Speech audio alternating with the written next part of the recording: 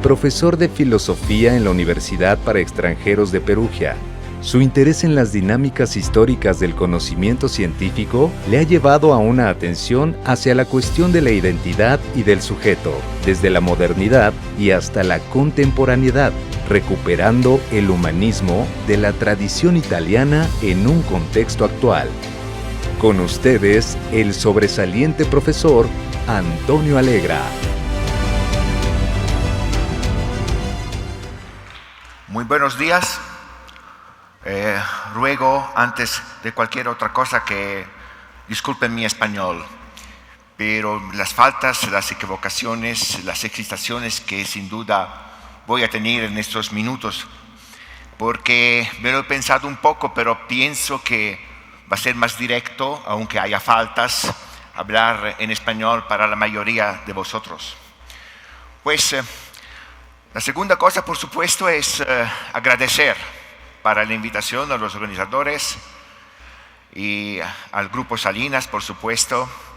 Yo creo de hablar a nombre de mis compañeros italianos porque todos estamos muy agradecidos por la manera que hasta ahora hemos encontrado de tratarnos, y yo creo que también es una manera de acordarnos de la importancia de nuestra misma historia italiana, que está en el focus de este evento de alguna manera. Por supuesto, el Renacimiento es algo que tiene una importancia todavía vigente de alguna manera. Por supuesto, se ve muy bien hablando de estas cosas.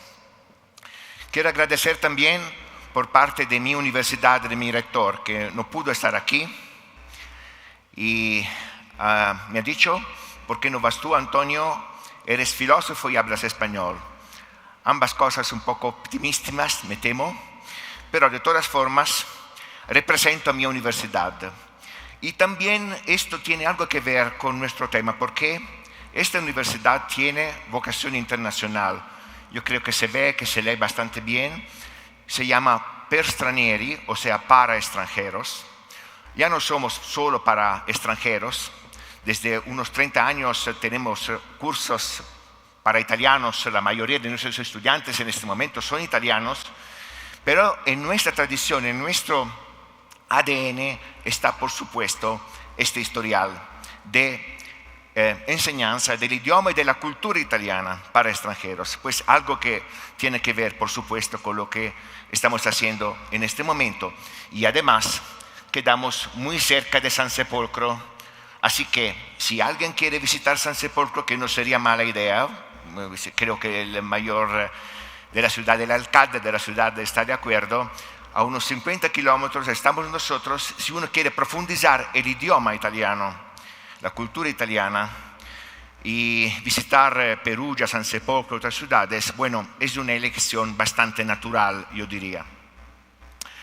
Y bueno, ¿qué más decir? Empezamos ahora realmente.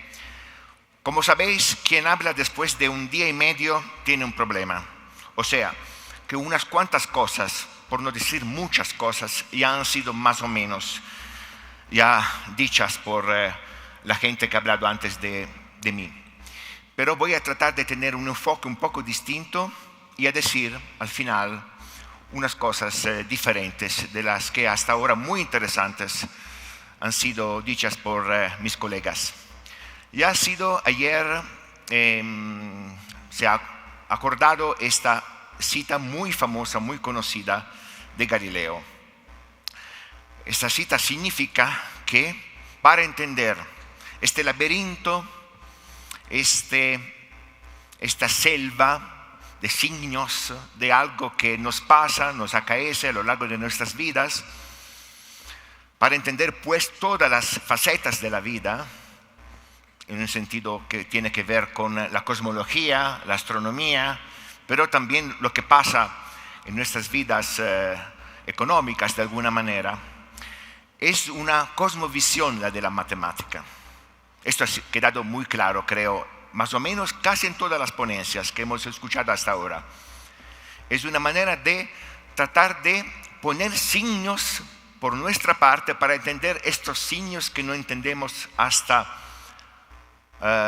de manera suficiente sin una manera de descifrar lo que pasa en el mundo, en todos los sentidos del mundo, ¿no? No es solo astronomía. Bueno, Galileo en esta cita tan famosa nos dice muy claro que solo las figuras geométricas, los números nos permiten moverse en este laberinto, que es el conocimiento científico que hasta ahora no hemos encontrado la salida, ¿no? La carrera justa para salir del laberinto, para entender qué hay en el mundo. Por supuesto, esto tiene algo que ver con Luca Pacioli. Como he dicho aquí, como está escrito aquí, como ya habéis leído, esto pasa, esta cita tan famosa de Galileo, es más de un siglo después de Pacioli. Antes de Pacioli hay una historia. Después de Pacioli hay una historia más importante, porque Galileo es más importante que Pacioli, pero Pacioli es sin duda una etapa significativa. Me ha interesado mucho lo que escuchaba antes por parte del conversatorio, creo que se dice, que hubo hace poco, porque se ha acordado, y eso también ayer me lo he escuchado, que desde los principios mismos de la actitud de entender algo por parte de la humanidad, una forma de hacer registros, ¿no? Es paralela, contemporánea, coeva de la escritura como nosotros más o menos normalmente la imaginamos, la pensamos, o sea, la literatura, los inicios de la literatura, muy antiguos por supuesto, ¿no? Pero paralelamente tratar de poner orden en la realidad a través de los números, ¿no? Los inicios de una manera de descifrar el mundo a través de la matemática pertenecen ya a la época de los antiguos egipcios, a la época de las civilizaciones mesopotámicas. Y esto tiene un sentido muy interesante porque pone Luca Pacioli en una perspectiva histórica, pone Luca Pacioli en una coherencia histórica, pone lo que hacemos nosotros, bueno, no llegamos hasta ahora porque parece que somos herederos de una historia tan importante, sí lo somos, no somos al nivel de Luca Pacioli, pero quien hace hoy ciencia, quien hace hoy contabilidad, de alguna manera es heredero de esta historial muy antigua, más de lo que pensamos a veces, que tiene una coherencia más honda de lo que pensamos. Bueno, pues esto ya lo hemos entendido porque se ha dicho en estos días, es una idea muy antigua, la orden del universo, raíces en la filosofía renacentista, ¿no? Y por supuesto Pacioli es una expresión importante es una etapa importante de esta historia antigua. Hay también otra cosa que me gustaría subrayar para aportar algo distinto de lo que hasta ahora hemos dicho, hemos escuchado, tratar de aportar algo. O sea, hay también una idea de los filósofos específica, que a través de esta capacidad de contar las cosas, de alguna manera podríamos llegar, sino obtener, acercarnos más eficazmente a un objetivo, a un ideal de paz. ¿Por qué? Lo decía bastante tiempo después Leibniz. Si nosotros podíamos calcular, porque no es posible no estar de acuerdo cuando hacemos una suma simple como 2 más 2 y 2 hace 4. Las operaciones matemáticas tienen una certeza, una capacidad de poner todos de acuerdo que de alguna manera los idiomas babélicos, postbabélicos no tienen. Tenemos que utilizar estos inalámbricos, a veces tratar de hablar en un idioma que no es el nuestro y de todas formas no nos lo entendemos siempre. Demasiados idiomas, la matemática es un idioma. Y pues en la historia de la filosofía, y querido hablar de esto porque tiene, me parece, cierto significado por lo que estamos diciendo, hay también una vertiente que nos dice que la matemática nos ayuda y puede ser un idioma, un lenguaje mejor que los idiomas que normalmente todos nosotros hablamos y donde no nos entendemos siempre. A veces sí, pero a veces no, y siempre con un poco de dudas. La matemática, de alguna manera, no tiene duda en lo que hace. Vosotros entendéis la fuerza de este ideario de alguna manera. Me parece bastante bien claro. Pues orden y racionalidad. En las actividades económicas, por supuesto, ha sido explicado muy bien porque en aquel tiempo, en las ciudades italianas, hay una exigencia real, práctica. Las exigencias son prácticas antes que teóricas.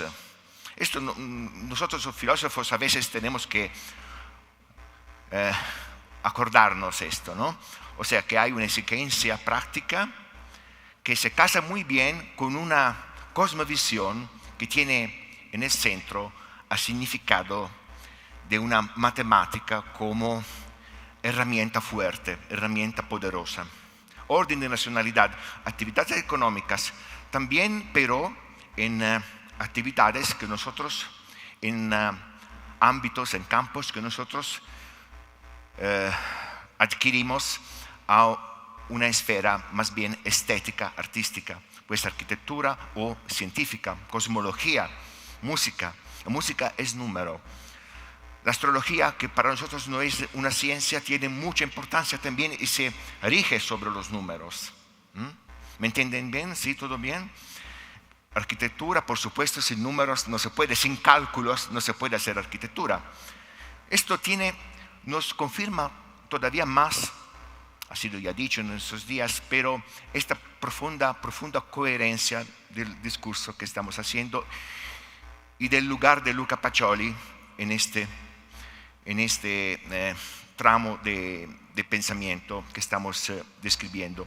Pues la ciencia económica arraiga en el mismo sentido de un orden racional que caracteriza el arte. Ya se ha dicho de la relación entre Pacioli y Leonardo, ¿no? Es significativa. Leonardo es un artista, pero también es muchas otras cosas. Pacioli es un matemático, pero es también otras cosas. Ahí está, yo no diría transdisciplinaridad, interdisciplinaridad. Somos nosotros que tenemos las disciplinas, es otra cosa. Es antes de la división que para nosotros es obvia, necesaria hasta, porque nosotros no podemos abarcar bien la filosofía y la literatura y la cosmología. Nosotros no podemos, hay demasiadas cosas que saber. Pero en este tiempo, acaso son las últimas décadas de tiempo donde se puede, ¿no?, tratar de abarcar en un marco coherente las facetas de la inteligencia, del conocimiento humano. ¿Acaso Leibniz, el cual aludía un poco antes, es el último intelectual europeo que no es solo filósofo, sino muchas otras cosas? Nosotros percibimos separados. Y bueno, en esta coherencia hay también un lugar para la actividad mercantil.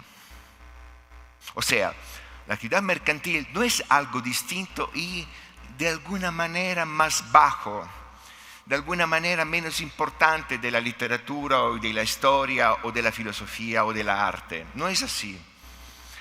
Un autor muy interesante en ese sentido es León Battista Alberti, que es un arquitecto, es también muchas otras cosas, además que un arquitecto. Y dicho arquitecto antes que todo porque acaso es más conocido por eso. Por ejemplo, es el autor de la fachada de Santa María Novella en Florencia, que muchos de vosotros habréis visitado o visto. Está al lado de la estación central de Florencia, pues es una visita casi muy fácil para todos. Y para terminar esta fachada utiliza unos esquemas numéricos, matemática, arquitectura, pero también en uno de sus libros más interesantes, una reivindicación muy fuerte del valor de la actividad mercantil, que para los italianos de aquel tiempo no es nada que poner en segundo plano o peor aún de que, no lo digo bien, avergonzarse. ¿Ok? Me parece claro, aunque no lo he dicho perfecto, creo.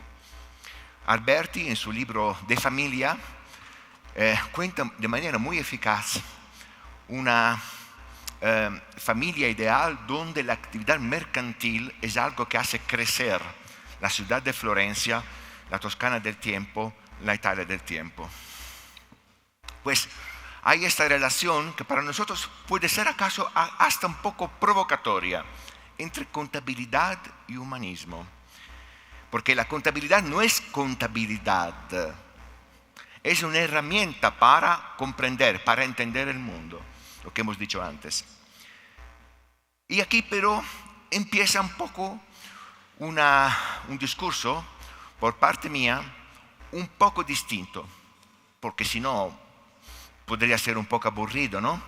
Porque más o menos con enfoques distintos decimos cosas que se parecen bastante. Este orden, el orden de la economía, el orden que tratamos de sobreponer sobre el mundo, ¿hasta dónde llega? ¿Hasta dónde llega el orden de los números? El orden de las palabras. Porque el orden es también, los caracteres son números y son palabras también. Los caracteres son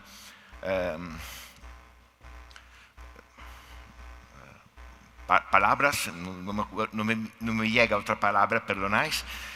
Bueno, la economía, pues, ¿hasta cuánto entiende y es dueña, ¿no?, de su tema?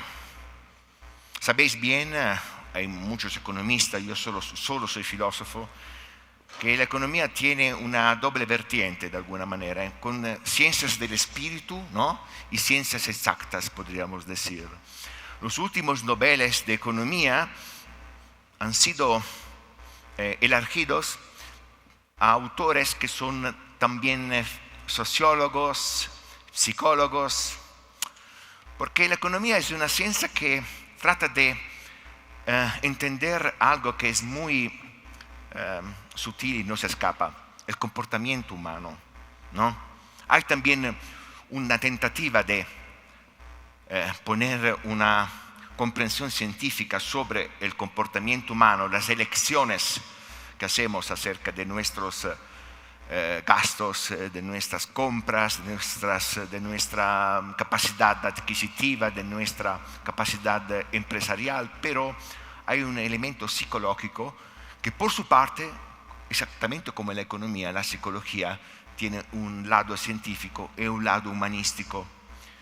Pues una pretensión de hacer de la economía una ciencia exacta, ¿no?, una orden perfecta, bueno, es una idea muy fascinante, la idea de Pacioli de encontrar un orden en este mundo, pero no es una idea que puede acaso llegar a ser perfectamente realizada.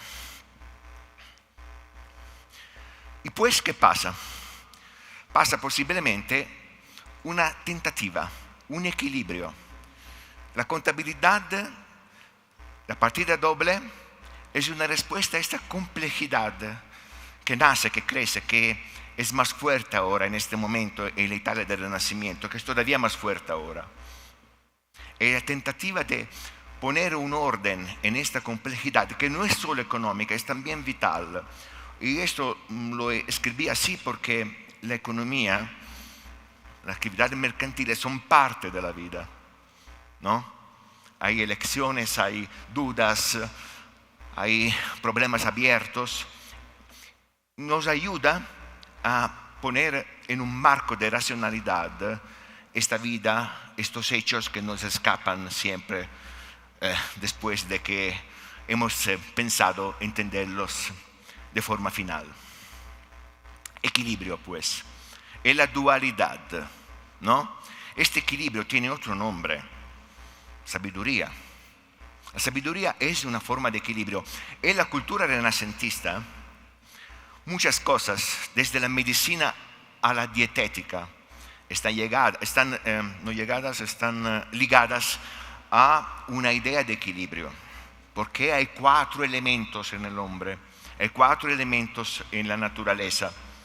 Y para la medicina, la dietética, La sabiduría no es un hecho solamente ideal, mental, es algo que tiene que ver con cómo tenemos que tratar a nuestro cuerpo, equilibrio, ¿no? Los 4 elementos juntos equilibran nuestro cuerpo, nuestra vida. Bueno, la partida doble es tentativa de encontrar en la dualidad de dar y haber un equilibrio, una justicia. Hay también una justicia en la economía. La justicia es el hecho que no a todos les gusta, que para cualquier cosa que yo haga recibo un pago. Es un equilibrio y es una justicia, ¿no? Hay también visiones distintas, como he dicho un segundo antes, no a todos les gusta que haya este automatismo de alguna manera. Parece más interesante focalizarse, hablar del dono, del regalo. Es algo que pasa también, acaece en la vida económica, en la vida social, regalar cosas, ¿no? Sin contrapartida. Pero hay también una justicia en la contrapartida, hay un equilibrio fuerte, positivo, para lo que yo pienso. Equilibrio en las finanzas, importancia ética, pues, importancia ética, por supuesto. Es un tema, pues, del equilibrio, pero ya sabemos, sin necesidad de acaso que yo lo aclare más, que el equilibrio siempre es una tentativa, siempre es algo que siempre tenemos que reponer en pie, como una bicicleta. Sabéis bien que si uno para de ir en bicicleta, ¿qué pasa? Uno se cae, ¿no? Hace falta siempre buscar otro, reempezar un equilibrio, una búsqueda de una sabiduría, de alguna manera. Bueno, hay unas implicaciones en este discurso que he hecho hasta ahora, el equilibrio como algo que tiene que ser manejado a lo largo del tiempo, tiene que ser repetido, reempezado. Unas implicaciones que yo he llamado en esta diapositiva temporales. Balance periódico, evaluación regular de la salud financiera, ¿no? No es suficiente que en este momento mi empresa sea, ok, funcione. Hay que ver qué pasa. Y este ver qué pasa es siempre ligado a esta incertidumbre, al hecho que el porvenir no está en nuestras manos. La tentativa de poner un marco de entendimiento, un punto final a la vida económica, al conocimiento económico, no funciona, yo creo, totalmente. Porque, como se dice, creo, en español también, además que en inglés, en italiano, hay cisnes negros, hay situaciones que no podemos prever. O sea, las vemos y no sabemos hasta cuánto alcanzan, qué va a pasar, ¿no? Las consecuencias son innumerables y más lejanas están en el porvenir, menos sabemos qué va a pasar con una elección que nos parece justa, nos parece buena en este momento. Consecuencias inintencionales es un tema de la ciencia económica esta. Pues esta implicación hacia el futuro es un poco problemática, pero es viva, es vital, es interesante. Pues reconocimiento de la influencia del tiempo en las decisiones, influencia de las acciones pasadas en el futuro, como hemos dicho antes, ¿no? Todo lo que hemos hecho tiene una influencia para el futuro nuestro. Me gusta siempre, trato de, en esta pequeña charla que tenemos, en esta pequeña ponencia, ¿cómo decir? Coherencia. No hablamos solo de lo económico, sino de lo vital. Me interesa, yo creo como filósofo, arraigar lo económico en una dimensión vital, en una dimensión hasta existencial. Esta influencia de lo que hemos hecho hasta ahora en nuestras vidas tiene algo que ver, por supuesto, en el futuro de nuestras vidas, pero no de manera previsible del todo. No, nunca. Ni en la economía ni en las vidas. Y esto tiene que ver también esta apertura al futuro, tiene que ver algo también con algo que se ha dicho hace unos cuantos minutos, el tema de la sostenibilidad. La sostenibilidad tiene totalmente que ver con el porvenir.